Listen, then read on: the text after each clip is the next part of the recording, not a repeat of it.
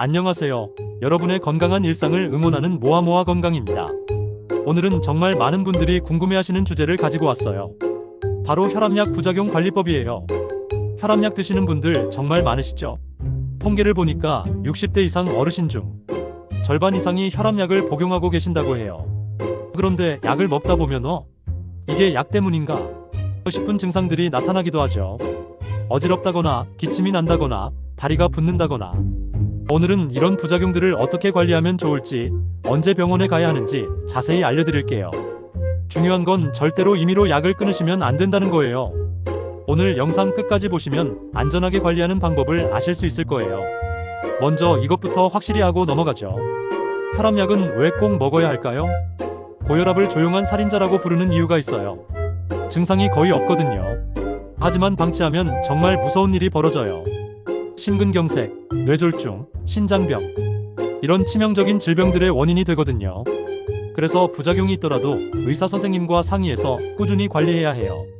약 먹기 싫어서 안 먹었는데 아무 일 없더라 하시는 분들 계시는데 그건 아직 문제가 안 생긴 거예요. 시한폭탄을 안고 있는 거와 같아요. 그럼 이제 어떤 부작용들이 있고 어떻게 관리하면 되는지 알아볼까요? 혈압약 부작용 중에서 가장 많이 호소하시는 게 바로 어지러움이에요. 왜 어지러울까요? 혈압약이 혈압을 낮추는 과정에서 일시적으로 뇌로 가는 혈류가 줄어들 수 있어요. 특히 갑자기 일어날 때 더 심하죠. 이걸 기립성 저혈압이라고 해요. 이렇게 관리하세요. 가장 중요한 건 천천히 움직이는 거예요.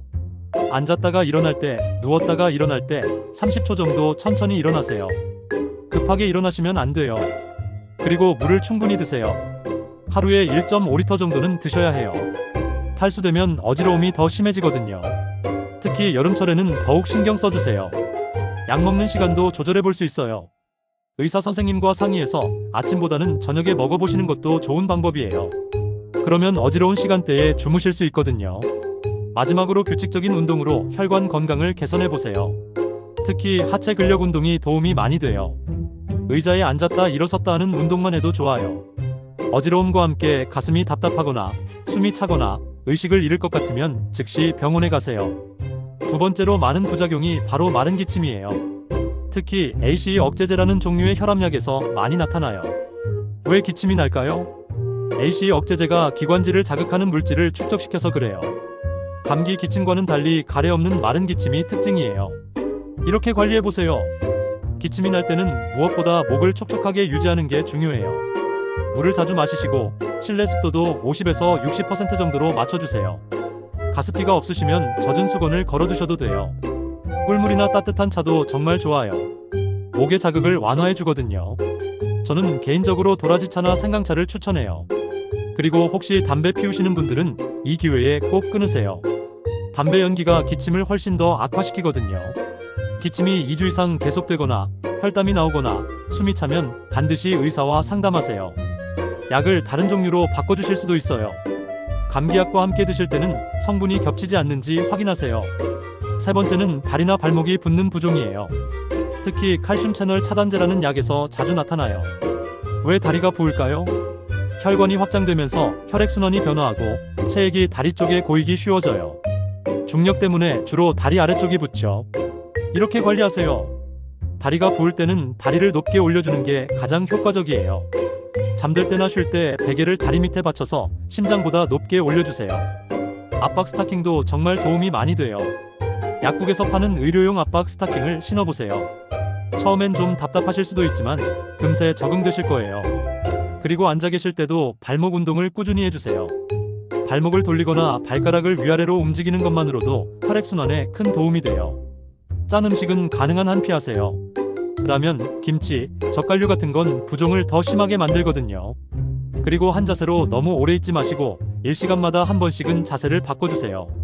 갑자기 심하게 부었거나 숨이 차거나 가슴이 답답하면 심장 문제일 수도 있어요.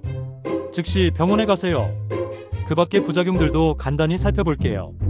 피로감과 무기력. 요즘 힘이 없어요 하시는 분들 많으시죠? 이럴 때는 무엇보다 충분한 수면이 중요해요. 7, 8시간은 주무시고 규칙적인 운동으로 체력을 기르세요. 그리고 비타민 B군이나 마그네슘 같은 영양소도 도움이 될 수 있어요. 스트레스 관리도 빼놓을 수 없고요. 두통, 머리가 아프시다면 우선 물을 충분히 드세요. 탈수 때문에 두통이 생기는 경우가 많거든요. 목과 어깨를 가볍게 마사지해 주시고 식사를 거르지 마세요. 혈당이 떨어져도 두통이 올 수 있어요. 소화불량, 속이 불편하시다면 약을 식후에 드셔보세요. 빈속에 먹으면 위 자극이 더 심할 수 있거든요. 그리고 맵고 짠 자극적인 음식은 피하시고 한 번에 많이 드시지 마시고 소량씩 자주 드세요. 성기능 장애, 이 부분은 말씀드리기 좀 그렇지만 실제로 겪고 계신 분들이 많아요. 부끄러워하지 마시고 의사 선생님께 솔직하게 말씀드리세요.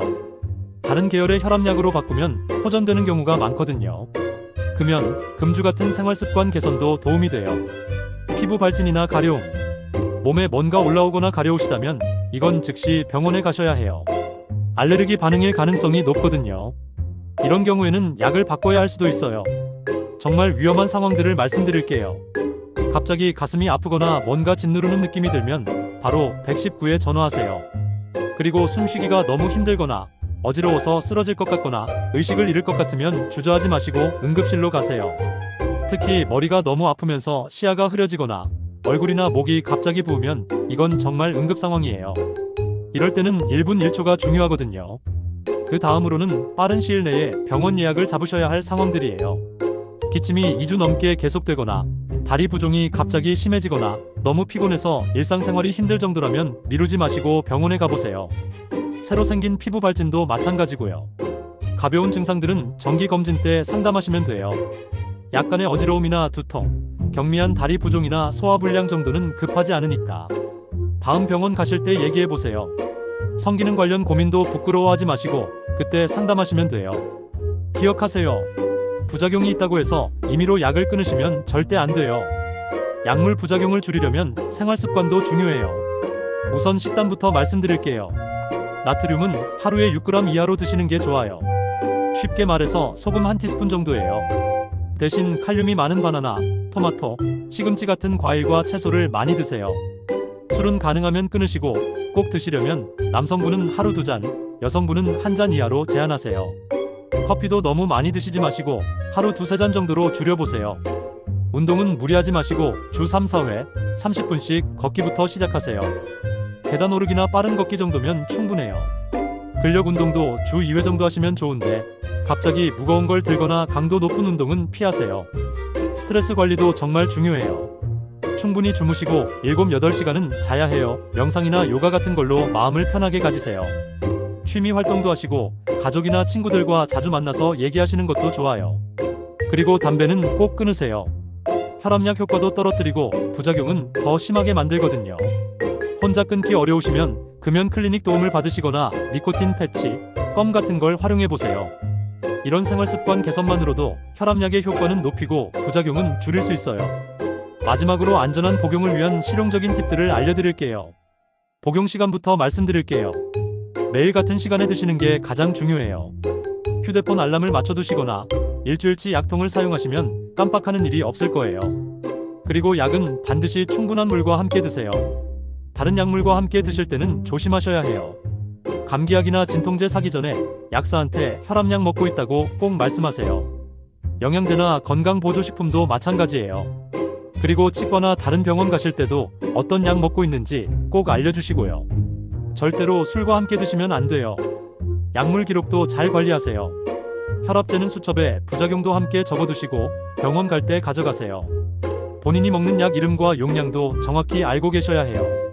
응급 상황에 대비해서 약물 리스트를 작은 종이에 써서 지갑에 넣어두시는 것도 좋은 방법이에요. 여행 가실 때는 여분의 약을 꼭 준비하시고 비행기 타실 때는 기내 반입용 처방전도 준비해두세요. 해외여행 가시면 시차 때문에 복용 시간이 헷갈릴 수 있으니까 미리 계획해두시고 현지 응급 상황에 대비한 정보도 알아두세요. 여러분, 오늘 혈압약 부작용 관리에 대해 정말 자세히 알아봤죠?